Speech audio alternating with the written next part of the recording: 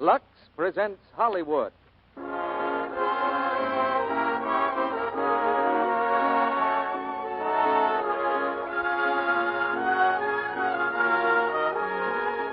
The Lux Radio Theatre brings you Ida Lupino and Paul Henreid in Now Voyager, with Dame May Whitty and Albert Decker. Ladies and gentlemen, your producer, Mr. Cecil B. DeMille.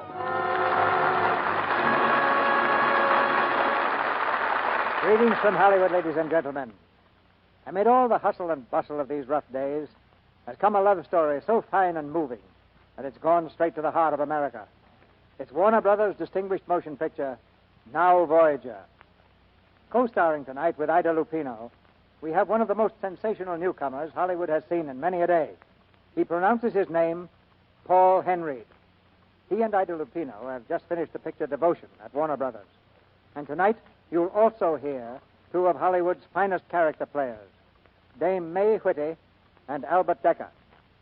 Ida Lupino's part is a challenge to any actress, because in Now Voyager, she really plays two women, the girl who lives under the domination of her mother and the woman who learns to meet love on its own terms. I believe this play has a universal appeal, and so apparently does the product behind it, Lux Flakes. Take this letter from a flyer in Egypt. Out here, we do our own doby. That means laundry. Our heating apparatus is a 4-gallon gasoline tin cut in half and about 4 inches of dirt put in the bottom. All you have to do is pour in a little gasoline until the dirt is soaked. Toss in a match, put your water tin on top, and there's your hot water. I was scrubbing away, sitting on a bomb tin with a wash tin full of doby, trying to get the stuff clean. And I did it, too. But I'll bet it was mainly due to what I was using, Lux. Yep, they even have that out here. Well, ladies and gentlemen, that's the way it's done in Egypt. The stove sounds a little explosive to me, but he's on the right track with Lux Flakes. And we're on the right track with a play like Now Voyager. And here's the curtain for Act One, starring Ida Lupino as Charlotte Vale and Paul Henreid as Jerry Durrance, with Dame May Whitty as Mrs. Vale and Albert Decker as Dr. Jackwith.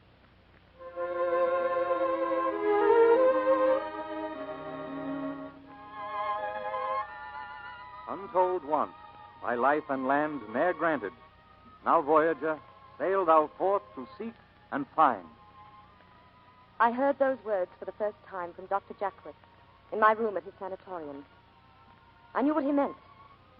I'd been there 3 months, and now I was cured. I was well again. But how could he be sure? How could I be sure? I wonder what Dr. Jackwith thought of me the first day we met, the time he came to our house. I remember the way he stood in the drawing room, smiling at me so gently. And I, in my low-heeled shoes and my glasses, fat and dull and sullen, not trusting myself to speak. And my mother. It was not my mother's idea to bring Dr. Jackwith to see me. My mother believed only in strength, never in weakness. What was it she said that day? Oh, yes, she said, "I'm ashamed of you, Charlotte." I'm ashamed of you, Charlotte. It was Lisa's suggestion to bring Dr. Jackwith here, not mine. Your sister says that your recent peculiarities, your fits of crying, indicate that you're on the verge of a nervous breakdown. Is that what you're trying to achieve?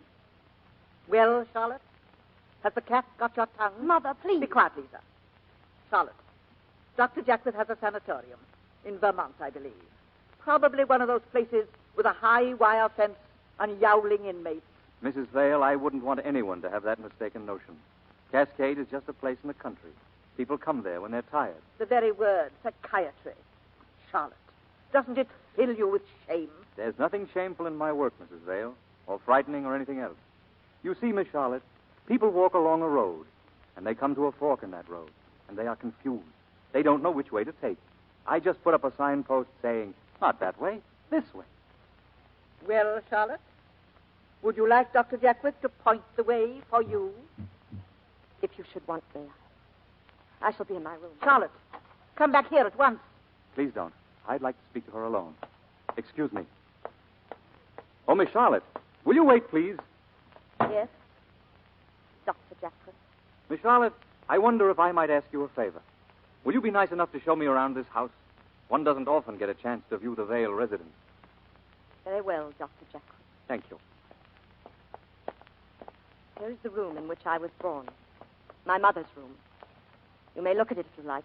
It's a fine room. But I'd rather see your room. I'd rather see what your room is like. I'm not your patient yet, Doctor. Well, now, nobody thinks you ever will be. Of course, if you'd rather not. It's on the floor above.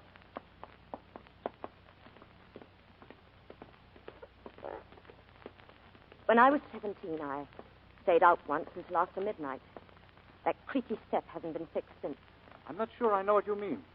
My mother heard it. This way, Doctor. I keep my door locked. Make a note of it, Doctor. Significant, isn't it? Well, it signifies it's your door. I've never heard it said that a woman's home is not her castle. My castle, Doctor. Well, you're comfortable here, aren't you? Yes, I try to be. I'm here a good part of the time. Hello. What's this over here? A work table? Yes. Ivory carving. Did you make this cigarette box? Why shouldn't I? The point is how you could.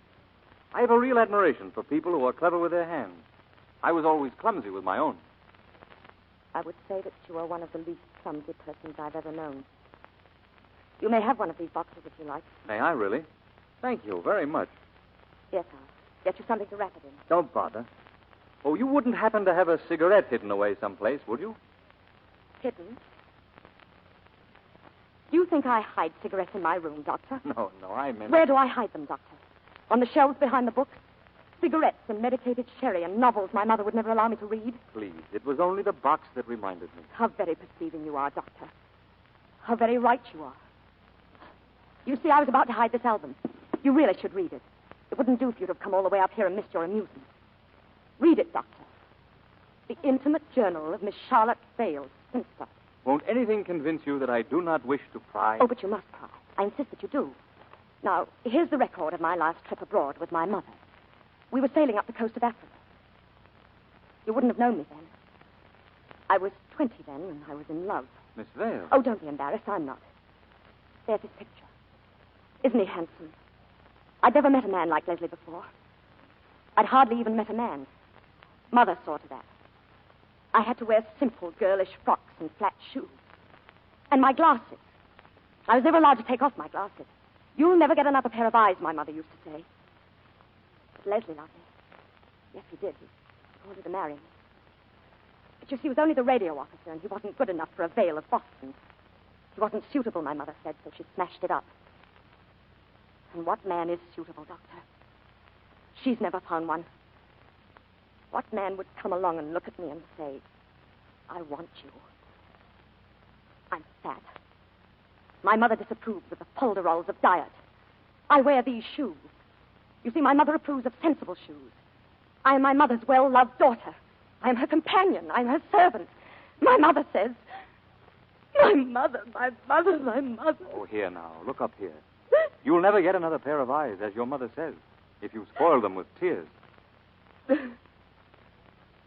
Dr. Jackwood,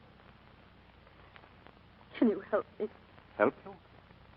When you were talking downstairs, when you talked about the fork in the road, there are other forks further along the road. So many. You don't need my help. Put away your book and come downstairs. I'll go ahead. It's just as I said, isn't it? Just nonsense. Mrs. Vale. Charlotte's no more ill than a molting canary. Of course, she's my youngest, you know. The child of my age. My ugly duckling. I suppose it's true that all late children are marked. Often such children are not wanted. That can mark them. Dr. Jackwith, are you telling me... I have been trying to tell you that your daughter is seriously ill, thanks to you. Thanks to me? If you had deliberately and maliciously planned to destroy your daughter's life, you couldn't have done it more completely. How? By having exercised a mother's rights? A mother's rights. Twaddle. A child has rights to discover her own mistakes, to make her own way, to grow and blossom in her own particular soil. Are you getting into botany, Doctor? Are we flowers? I am trying to help your daughter. I suggest a few weeks at Cascade.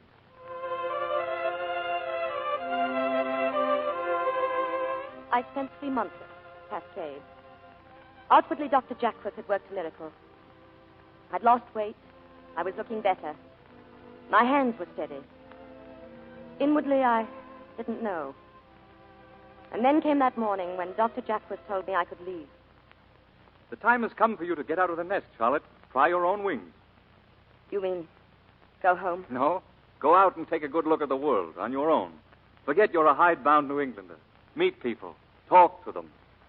But I'd be afraid. Charlotte, the other day I referred to a quotation. Remember? Yes, you said it was from Walt Whitman. That's right. Well, I've had it looked up. He puts into words what I'd like to say to you, and far better than I could ever express it. He says, "Untold once, by life and land ne'er granted, now, Voyager, sail thou forth to seek and find."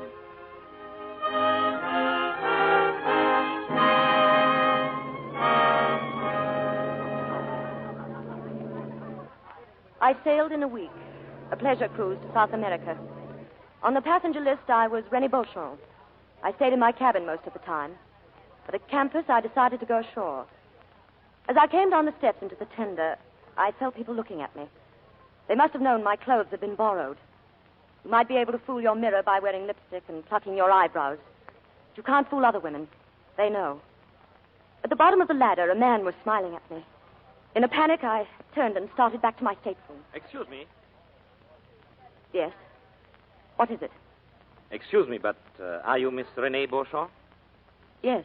Well, my name is Jerry Durrance. Miss Beauchamp, it seems you have the only shore carriage left. The steward suggested that you might be willing to share it with somebody. Well, really, I know it's an inconvenience. If it's too much, just say so. No, of course not. If you can stand it, I think I should be able to. Thank you.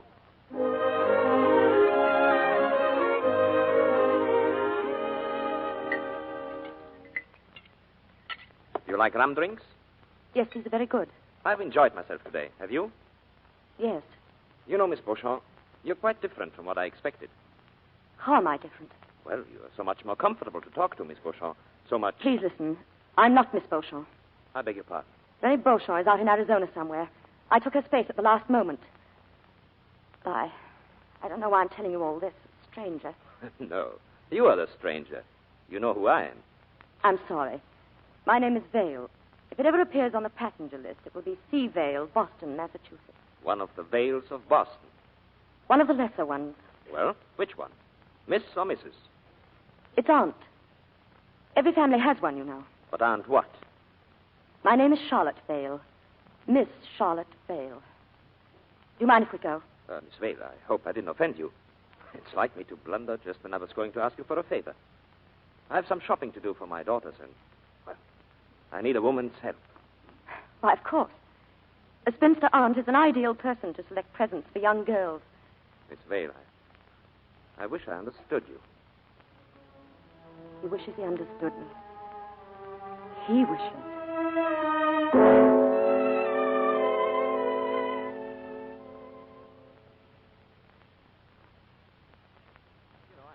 Very well. The jewelry is just right for Beatrice. And the sweater for Tina. How old is Tina? Here, I have a picture. This is my harem. All girls. Oh, I see. Who is that missing? Oh, that's Isabel, my wife. The picture isn't very good of her. She'd only looked up and smiled. That's Beatrice next to her. Then that must be Tina sitting cross-legged on the grass. Yes. We hope she won't have to wear glasses all her life. Tina wouldn't smile for me either. She's convinced she's an ugly duckling. Does Tina know she wasn't wanted? There's an odd remark. Yes, I'm sorry. I don't know why I made it. I mean odd because it hits so close to the truth. Even before she was born, her mother said... Never mind that. Here's a slight offering for being my guide today. It's a mixture of several kinds of flowers. It's called Jolie Fleur. Thank you very much. I'll put some on my handkerchief tonight. Will you? Good. Let's meet in the bar for a cocktail before dinner.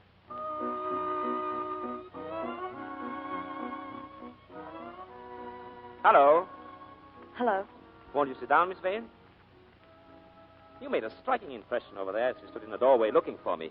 Yes, I probably put on too much lipstick. No, not that I noticed. But I did notice the wrap at once. Oh. What's that?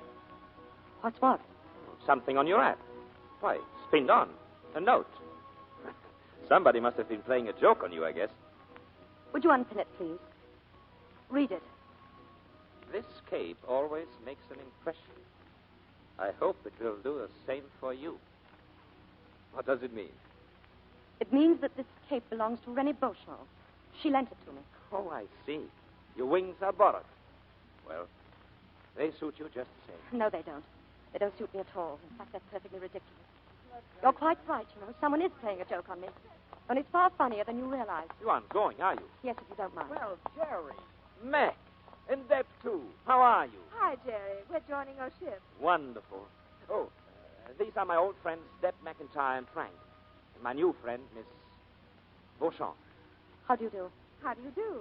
Is this Rennie Beauchamp? No, another one altogether. This is Camille Beauchamp. Excuse me, please. Good night. Good night. Oh, wait, Miss Beauchamp. See you later, Deb. Sure.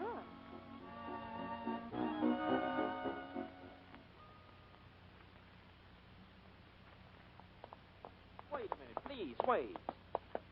Why did you run out from me? Did you have to introduce me like that? It wasn't up to me to let the cat out of the bag. Did I do wrong? Why did you call me Camille? Well, it was the only French name I could think of, besides Fifi. I suppose that's meant to be funny. My wife calls my lighter moments trying to be funny. But I intended a compliment. In that dress, you're rather like a Camille. Yes, likely. You haven't a very high opinion of yourself, have you? No, perhaps this will help you know why. You showed me your album. I really must show you mine. A picture of my family, you see? Family is right. Who's this, your grandmother? No, my mother. Very strong character, I'd say. And these? My brothers and their wives. They're so much older. Who is the fat lady with the heavy brows and all the hair? Spinster aunt. Oh. And where are you? Taking the picture? No. The fat lady with the heavy brows and all the hair. I'm poor Aunt Charlotte. And I've been ill. Yes, I've been in a sanatorium for 3 months, and I'm not well yet, and I... Forgive me. Of course. Feeling better? Yes, much. Thanks to you. Oh, many, many thanks to you. Thanks for what? Oh, I don't know. Sharing my carriage today. Walking my legs off sightseeing. Helping me feel that there were a few moments. Almost felt alive. Thank you. Thank you. Who? Thank you, Jerry. Good night. Good night. Sleep well.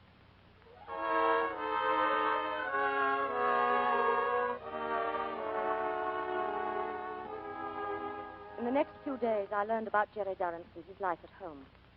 It was his friend Deb who told me. Deb talked a great deal. When I see what a woman like Isabel can do to a man like Jerry, it makes me bored. Her martyrdom and her jealousy. She can't have any reason to be jealous. If you mean does Jerry have flings with other women, no. But mostly she's jealous of Tina. The child. Yes, the child she never wanted. And so I found out that he was unhappy, too. And then one evening in Rio, our car broke down on the mountainside. He told me that night he'd been an architect once. It was the only work he really loved. His wife had asked him to give it up. We talked all night, Jerry and I. Toward dawn, I lay down beside the fire he had built. When he thought I was sleeping, he leaned over quietly and kissed my cheek.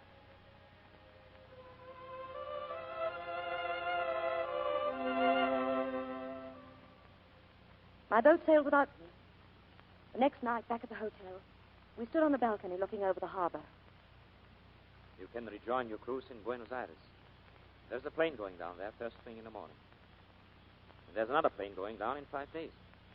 You'll get there the same day as your ship. Oh? You know anybody in Buenos Aires? No. Seems a shame to rush down there to spend 5 days alone. You'll be busy here. Oh, my business can wait. And we did start off for a tour. Yes. Yes, we started off for somewhere. If I promise to sit at a different table in the dining room and say, "Good morning, Miss May. I hope you slept well." So people will hear me and never guess that I'm head over heels in love with you. Will you stay? Don't say no, Camille. Say, I'll see. I'll see. I must go in now. No, not yet. Look at the harbor. Isn't it beautiful? You believe in immortality? I don't know. Do you? I want to believe that there is a chance for such happiness to be carried on somehow. Somewhere. Are you so happy then? Close to it. Getting warmer and warmer, as we used to say as kids. Remember? Look out or you'll get burned, we used to say.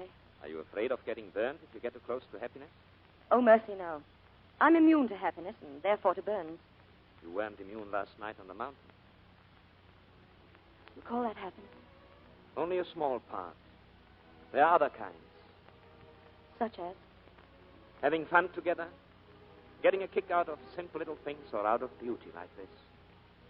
Sharing confidences we wouldn't share with anybody else in all the world. Charlotte, won't you be honest and tell me that you are happy too? Since that night on the boat when you told me about your illness, I can't get you out of my mind, nor out of my heart either.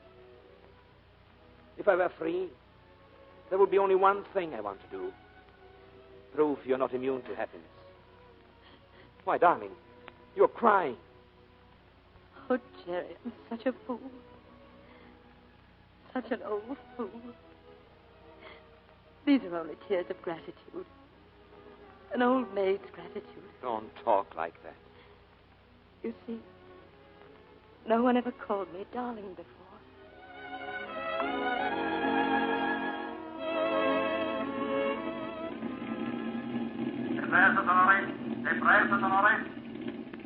Well, there's my plane. Yes. Thanks so much for the flowers, Jerry, and I hate goodbyes, don't you? They don't matter. It's what's gone before. No, it's what can't go on after. But we'll see each other sometime. No, Jerry, we promised. You know, we're both to go home. Will it help you to know that I'll miss you every moment? So will I, Jerry. So will I. Goodbye. Darling. Goodbye. Goodbye, Jerry. Goodbye. Goodbye.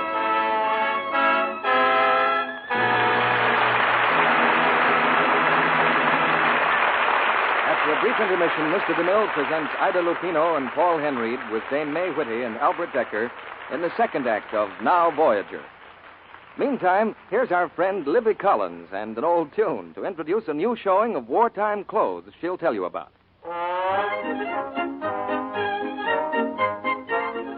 Thanks, Mr. Kennedy. I wanted the Arkansas Travelers a kind of salute to the star of our clothes show. She's a lovely girl from Lepanto, Arkansas, and she's certainly been doing a lot of traveling. Her name is Bonnie Beth Byler, the maid of cotton for 1943. Bonnie Beth is traveling around the country this spring to show how smart and serviceable cotton clothes can be, how to make them last longer through proper care, and how easy and inexpensive it is to have just the kind we want when we make them ourselves. Oh, so this is a make-it-yourself fashion show. Yes, it's a Save by Sewing, Save More by Luxing show. We call it Luxable Cottons for Active Service. The clothes are really lovely, and every single one of them is Luxable. There's a stunning wide-well corduroy suit, a slack suit and smart beige herringbone, some adorable date dresses, and lots of other kinds. They've all been luxed over and over, but they're still fresh and new-looking. Where is the show now, Libby? This week, Bonnie Beth is in Baltimore and Boston.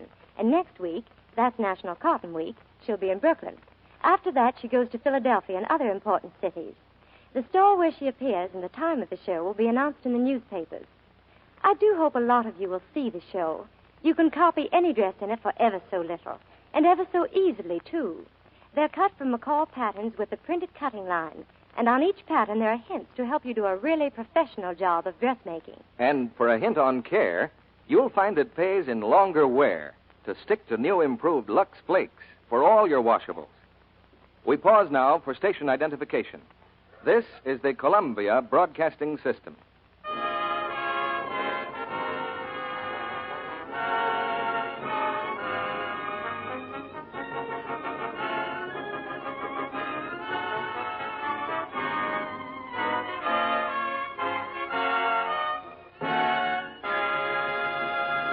Act 2 of Now Voyager, starring Ida Lupino as Charlotte and Paul Henreid as Jerry, with Dame May Whitty as Mrs. Vale and Albert Decker as Dr. Jackwith.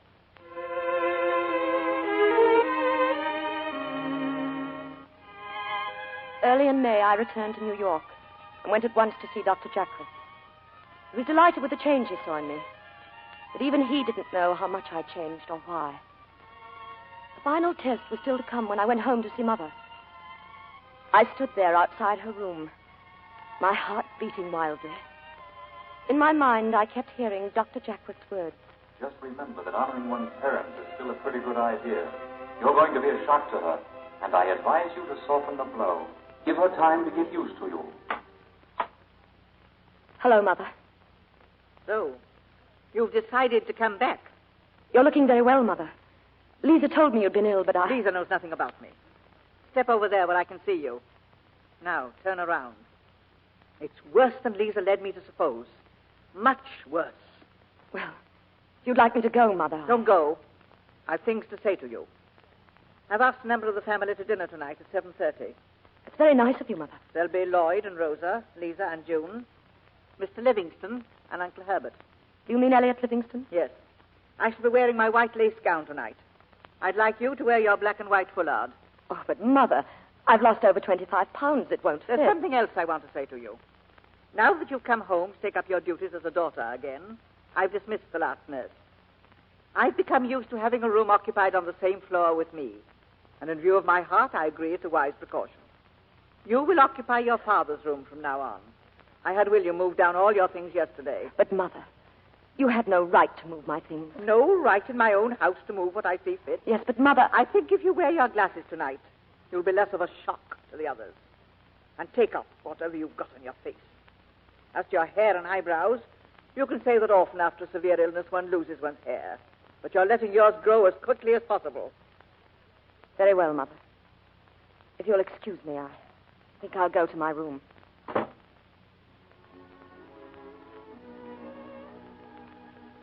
I knew then there had been no change in Mother, or in the house, or in me. But that evening some flowers arrived. His flowers. A tiny box of camellias.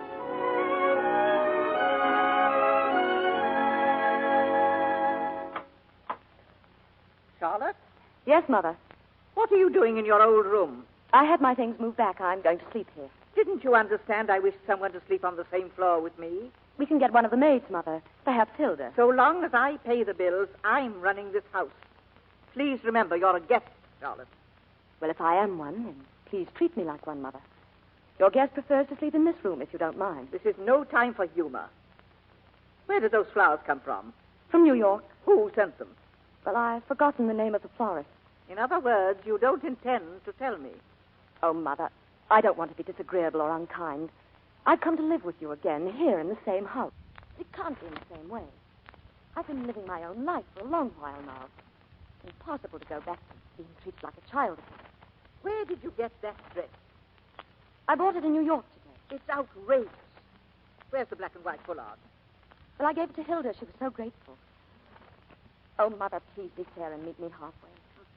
They told me before you were born that my recompense for having a late child was the comfort the child would be to me in my old age, especially if she was a girl.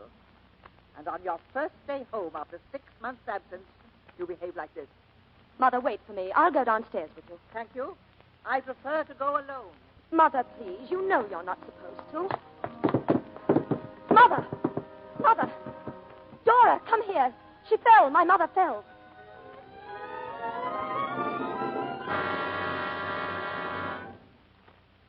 She was not badly hurt. Torn ligament in her leg. But it was enough to keep her in bed during the party. I was a great surprise to the family that night. And as they left, one of the guests stayed on to speak to me at the door. Elliot Livingston. Well, Miss Vale? Well, Mr. Livingston? You know, I still can't get over our not having met. Well, as a matter of fact, we have.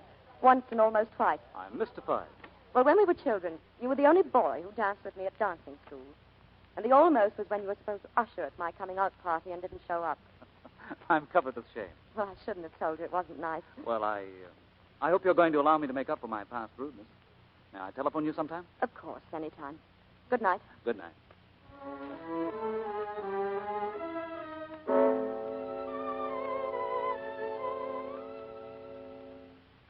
How is your ankle, Mother? Extremely painful. Oh, I'm so sorry. I've been doing some thinking as I've been lying here in pain, listening to you all having a good time downstairs. How much did that dress cost? Well, it was frightfully expensive. I'll tell you about it in the morning. To whom did you charge it? To whom I've always charged my clothes, Mother. And do you expect me to pay for articles charged to me of which I do not approve? Well, I could pay for it myself. Save quite a little money. About $5,000. $5,000 won't last very long. Especially if your monthly allowance were to be discontinued. Oh, I see. Solid. I'm willing you should occupy your old room until I dismiss the nurse. That will give you a good chance to think over what I've said. I'm very glad to give a devoted daughter a home under my roof and pay all her expenses, but not if she scorns my authority. Well, I could earn my own living, Mother. As a matter of fact, I've often thought about it. I'd make a very good head waitress in a cafe, or I could... You may think that very funny. But I guess you'd be laughing out of the other side of your face if I did carry out your suggestion. I don't think I would. I'm not afraid, Mother. I'm not afraid.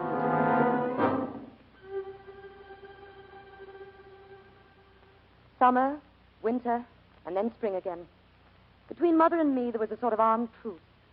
In her own way, I think she respected me for what she called my stubbornness. And then there was the matter of Elliot Livingston. Why haven't you accepted Elliot? Do you imagine there's a Livingston waiting for you on every corner? Well, I've been waiting to see how you'd feel about it, Mother. You know as well as I do that it makes no difference to you how I feel about it. You always do exactly as you please. I think you're pleased. I'm nothing of the kind. I'm only so astonished that you, of all the family, should bring such a feather to the family cap. Well, then if you really do approve, Mother, dear, why... Oh, keep all that soft talk for Elliot. Oh, Mother, there's no one like you.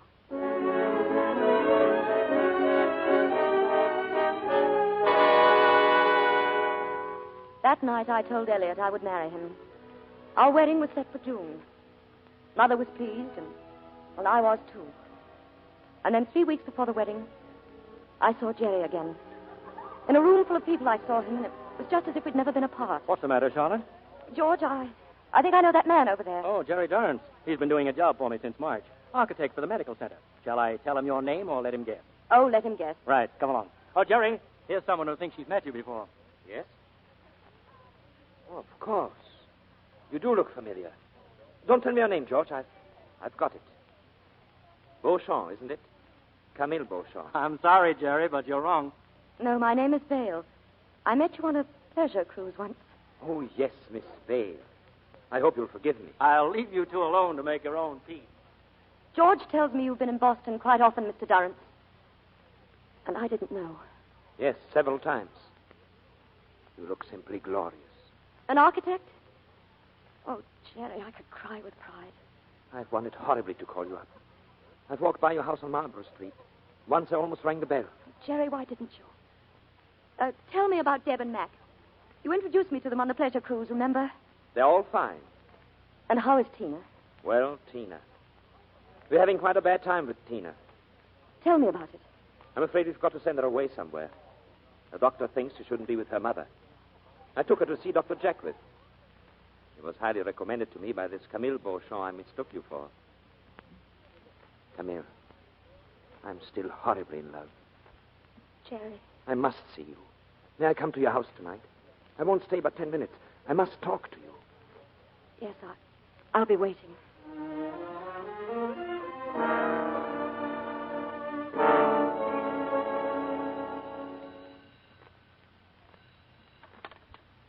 Hello? Hello, Charlotte. Jerry, why didn't you come? I've been home for hours. I'm sorry. I'm leaving tonight on the midnight. But why, Jerry? I've got to get back on business. I heard the news. You're going to marry Elliot Livingston. Yes, Jerry, but I wanted to tell you. I just wanted to say that. I thought he was a fine person. Jerry, where are you now? I've got to see you. Oh, Charlotte, no. I think it's best that we don't. Are you at the station? Goodbye. Jerry.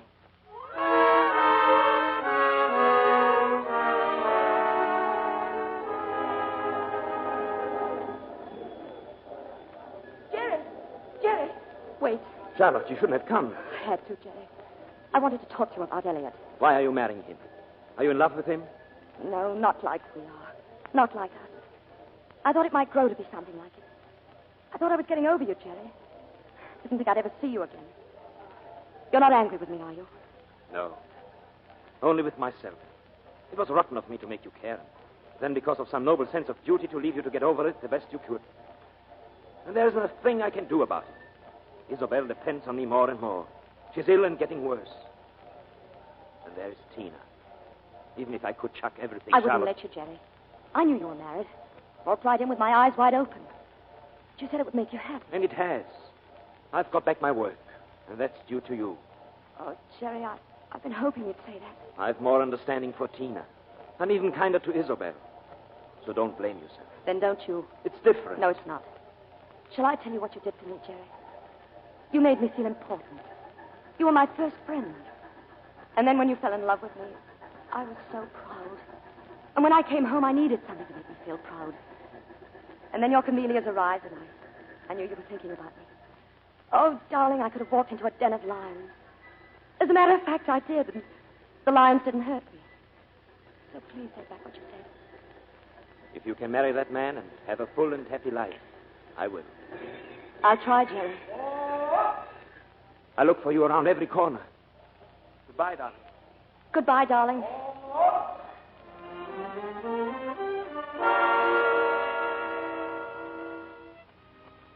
I did try. I wanted to marry Elliot. It was no use. We broke it off by mutual consent. And I knew then I would never have a home of my own, or a man of my own, or a child of my own.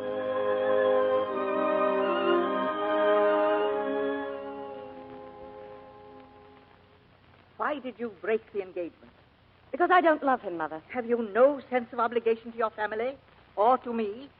Here, you have the chance to join our name Dale with one of the finest families of the city, and you tell me that you're not in love. You're behaving like a romantic girl of 18. Yes, I don't doubt it. And what you intend to do with your life? Oh, I don't know.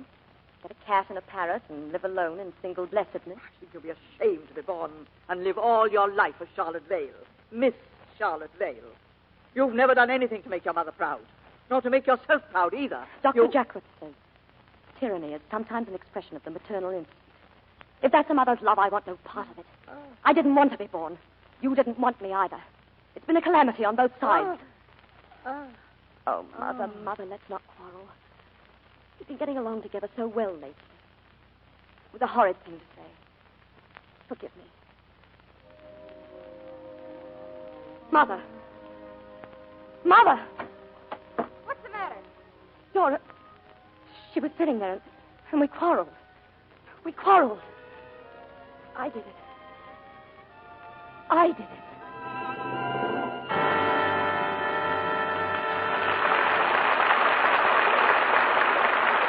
Before Mr. DeMille presents Act 3 of Now Voyager, starring Ida Lupino and Paul Henreid, with Dame May Whitty and Albert Decker, here's some inside information for the women in our audience. Some inside-of-the-house information to help you spruce up your home for spring. Did you know that when you wash painted walls, you should use a sponge squeezed almost dry so it won't drip and streak? Make light Lux suds and wash a little at a time. Rinse with clear water and dry with a clean cloth. But stick to gentle Lux Flakes for the job. Don't use strong soaps. As a government bulletin says, soaps containing free alkali can be as harmful to paint, varnish, lacquer, and linoleum as they are to your skin. There's no harmful alkali in new improved Lux. You can safely use it for flat-painted walls and woodwork, for washable wallpaper, for cleaning stoves and refrigerators. You can give your furniture a beauty bath, too. Dip a soft cloth in lukewarm Lux suds. Wring it out and wash the surface of the wood thoroughly. Take a clean cloth and rub with the grain to dry it. Then your furniture will take a beautiful polish. Always Lux blankets, all your washable woolens, before you spray them and pack them away. Clean things aren't nearly so tempting to moths, you know. Be extra careful not to rub or wring woolens, because rubbing is one of the things that's most apt to shrink them. That and strong soaps and hot water. But you don't have to worry about strong soaps when you're using new improved Lux Flakes. It's the mildest, safest Lux ever made. Its suds are richer, more cleansing, and they're longer-lasting suds that do more work. Thrifty to use for every soap and water job you have to do. It's at your dealers now in the same familiar blue box. new, improved Lux Flakes. Now, our producer, Mr. DeMille. We'll have a confidential little chat with our stars after the play. Now the curtain's rising for the third act of Now Voyager, starring Ida Lupino and Paul Henry, with Dame May Whitty and Albert Decker.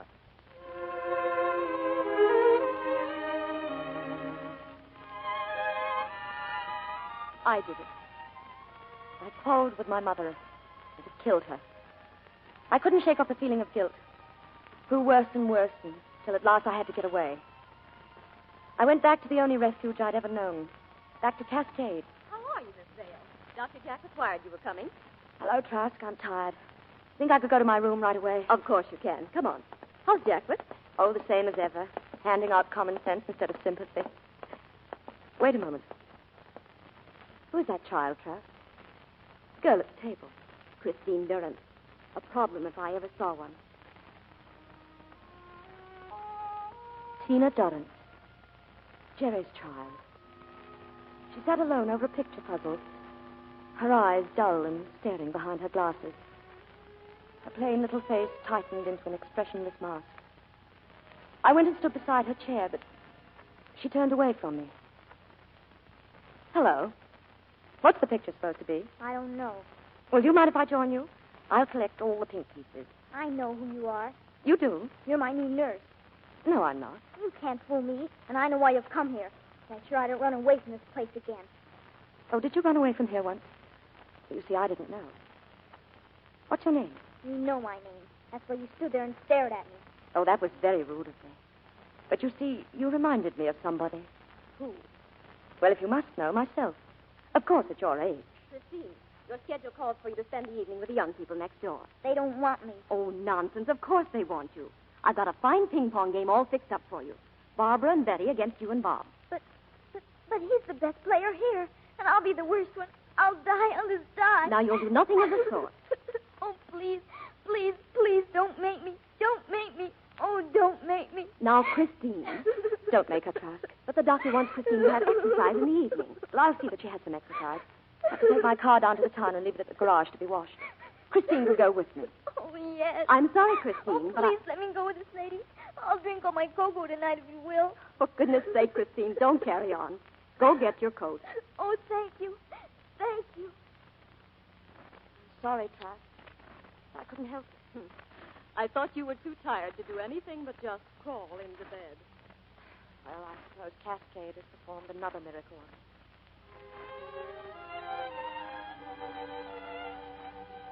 Tina's room was next to mine. Late that night, I heard her. She was crying.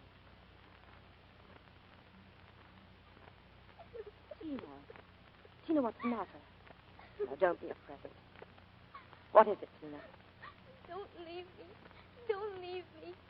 No, I won't till you're asleep. Now, come on, tell me what's the matter. I'm ugly and mean, and nobody likes me. Tina, you... I'm not pretty in the least, and they hate me. They all hate me. Who are they? Everybody. All the kids at school, and it's rats and the nurses and the doctors.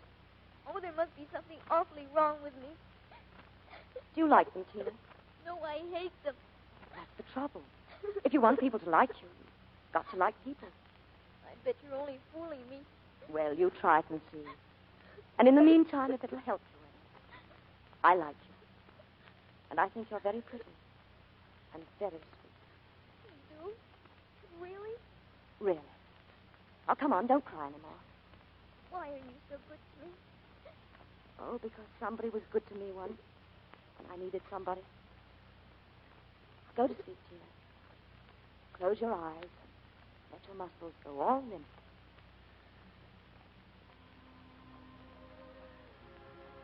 There. That's better. Much better.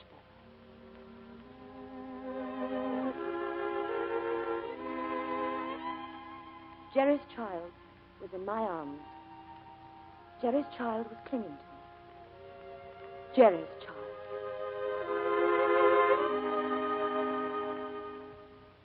Even I don't believe it. You've done wonders for that child, Charlotte. Dr. Jackworth, I have a proposition to make to you. I want to take care of Tina. Pay attention to her. Make her feel wanted and important. I'd like to take her camping in the woods. You know she adores camping. Take her home to Boston with me. If she wanted to come, of course. Sounds like a wonderful break for her. Dr. Jackworth, how much do you remember about my trip to South America? Well, you sent some beautiful postcards. No, that's not what I mean. About an automobile trip I made. And the man who was with me. I never knew the gentleman's name. You never told me. Well, I better tell you now. It was Tina's father. Tina's father? That altered the situation. Of course it does. I don't know anything about your relationship with Durrance. I don't know how emotionally involved you are with him. Well, I'll tell you everything. It's over. That's it in 2 words. And Tina needs me. Well, you see, I've never been needed before. Well, I'm crazy. But if you promise to behave yourself... Oh, thank you. But you're only on probation. Remember what it says in the Bible. The Lord giveth and the Lord taketh away. How does it feel to be the Lord?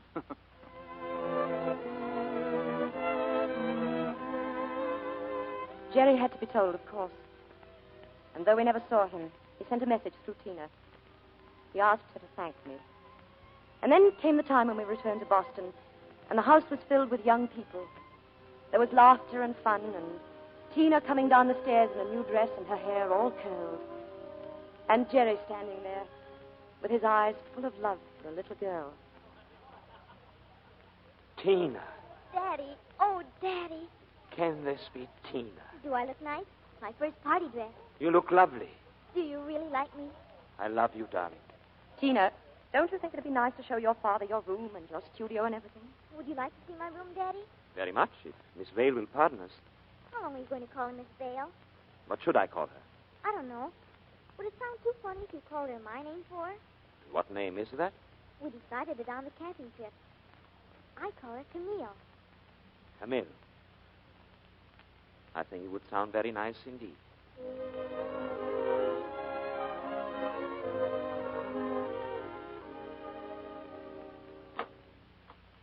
Jerry, what are you doing here all alone? Come and join the party. I want to speak to you, Charlotte. Yes? What about Jerry? I've decided to take Tina home. Take her home? Oh, but Jerry, you can't. Dr. Jackworth I don't care what he says. No self-respecting man would allow such self-sacrifice as yours to go on indefinitely. Oh, Jerry. That's the most conventional, pious speech I ever heard in my life. I can't go on forever taking from you and giving nothing, darling. Oh, but Jerry, you will be giving. You'll be giving me Tina. Every single day. It's very kind of you to put it that way. Well, then, is it something Tina has said? Don't you think she's happy here? Happy? She told me upstairs she loved you almost as much as she loves me. Well, Jerry, what is the reason? Is it something about us? Of course it's about us. Why didn't you marry Livingston? I tell you why. Because I came along and ruined him for you.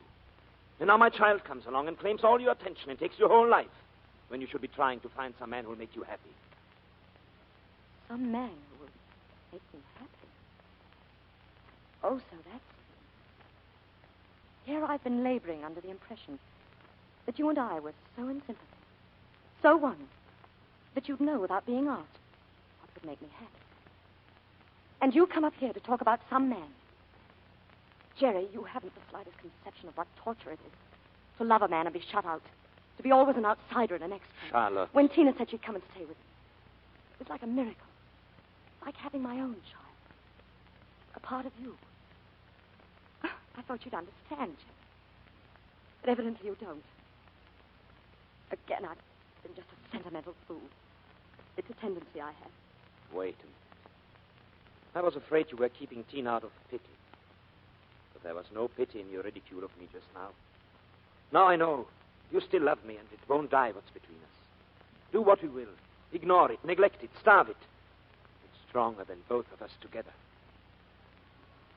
Please let me go. Oh, Charlotte. Jerry, listen. Dr. Jackworth knows about us. When he said I could take Tina, he said, "You're on probation." Do you know what that means, Jerry? He allowed you to come here as a test. And if I can't stand the test, I'll lose Tina. And we'll lose each other. Darling, please help me. Shall we just have a cigarette on it?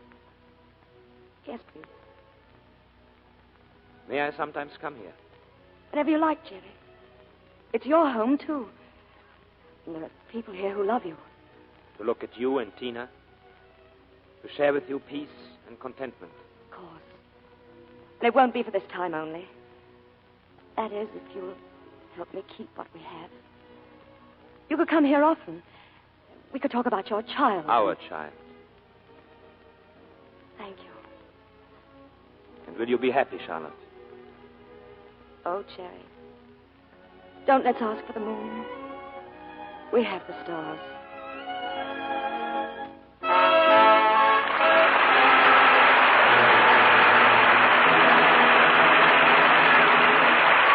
Before our stars return for a curtain call, here's one of our real-life stories for you. It happened to Mrs. Irving C. Cobb of Fairfax, Vermont.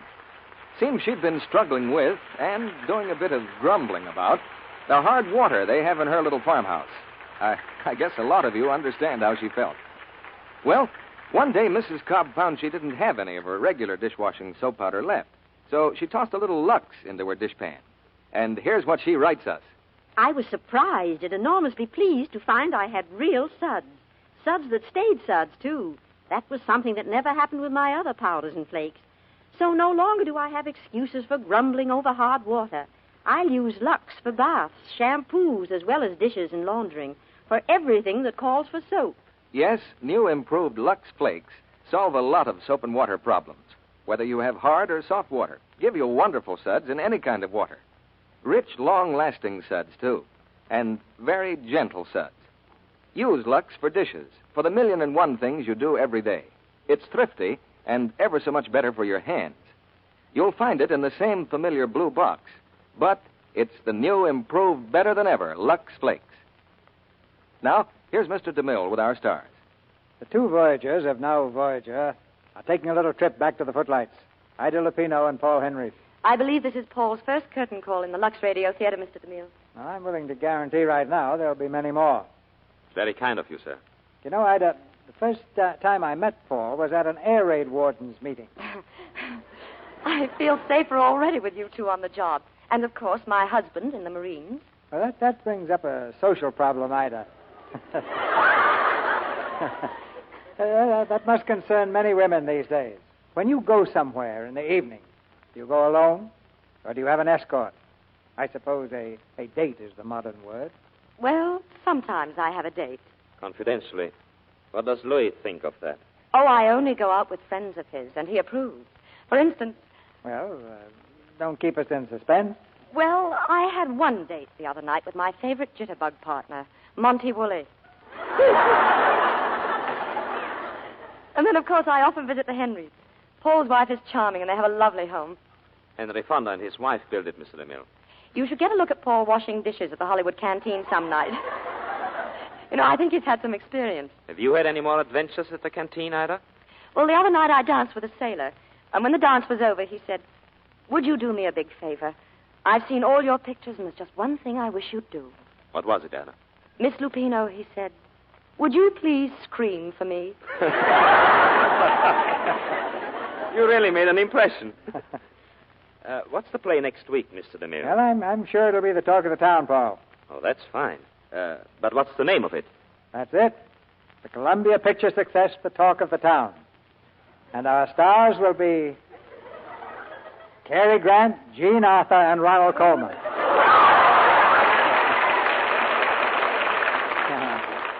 Yes, I'm quite excited about it myself.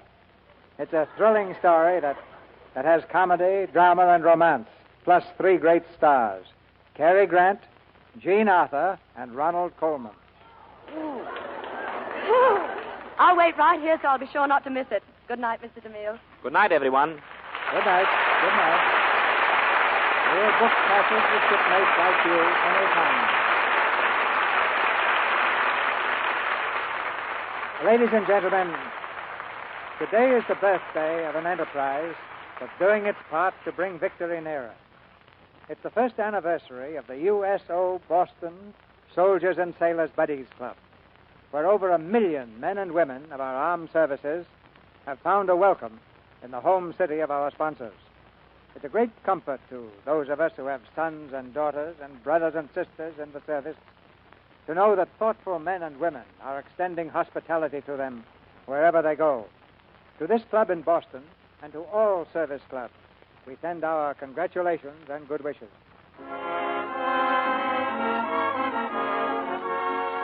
Our sponsors, the makers of Lux Flakes, join me in inviting you to be with us again next Monday night when the Lux Radio Theatre presents Cary Grant, Jean Arthur, and Ronald Colman in The Talk of the Town.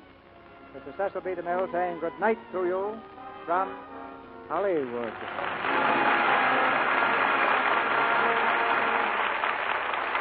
The picture, Now Voyager, was produced by Warner Brothers Studio, whose latest release is the production Mission to Moscow.